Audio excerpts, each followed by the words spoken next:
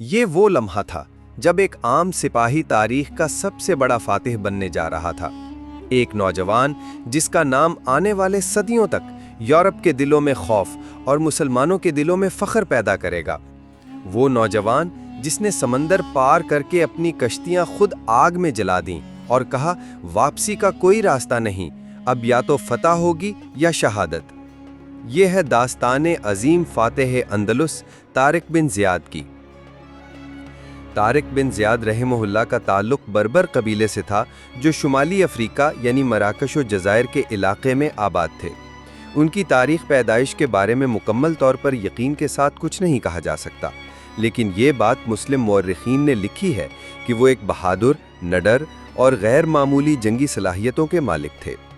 وہ حضرت موسیٰ بن نصیر یعنی افریقہ کے گورنر کے غلام یا سپاہی تھے، لیکن اپنی قابلیت اور بہادری کی وجہ سے وہ جلد ہی نمایاں ہو گئے اور پھر فوج کے ایک بڑے دستے کے کمانڈر بنے۔ اس زمانے میں اندلس یعنی موجودہ اسپین اور پرتگال میں عیسائی بادشاہ روڈرک حکمران تھا۔ وہاں ظلم و جبر بہت زیادہ تھا، عوام بادشاہ اور امراء کے ستائے ہوئے تھے۔ اسی دوران اندلس کے ایک مقامی حاکم جولیان یعنی گورنر آف سیوٹا نے مسلمانوں سے مدد طلب کی کیونکہ اس کی بیٹی کے ساتھ بادشاہ روڈرک نے ظلم کیا تھا۔ اس نے موسیٰ بن نصیر کو دعوت دی کہ وہ اندلس آئیں اور وہاں کے مظلوم عوام کو نجات دلائیں۔ موسیٰ بن نصیر نے یہ مہم اپنے بہادر جرنیل طارق بن زیاد کو سونپی۔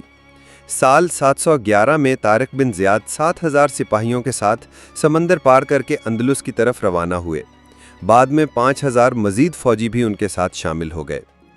جب وہ جبرالٹر کے مقام پر پہنچے تو انہوں نے اپنی فوج کو ایک ایسا خطاب کیا جو تاریخ میں امر ہو گیا۔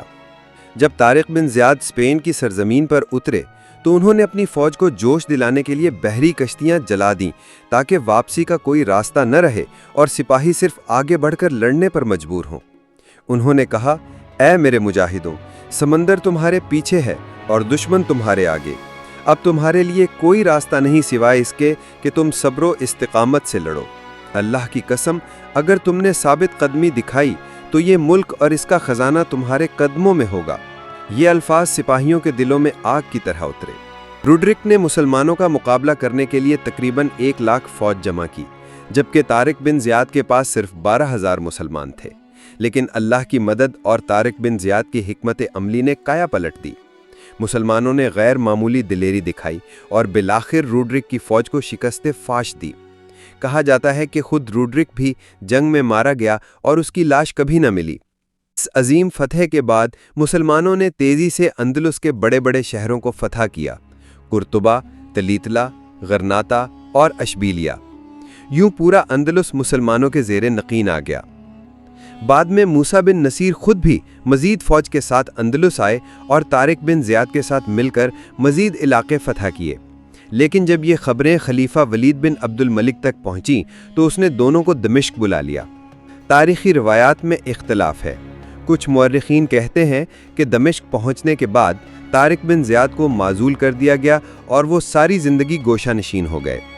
کچھ روایات کے مطابق وہ فقر و فاقہ کی حالت میں دنیا سے رخصت ہوئے، لیکن ان کا نام ہمیشہ تاریخ میں ایک فاتح، بہادر اور اسلام کے عظیم سپہ سالار کے طور پر زندہ رہا۔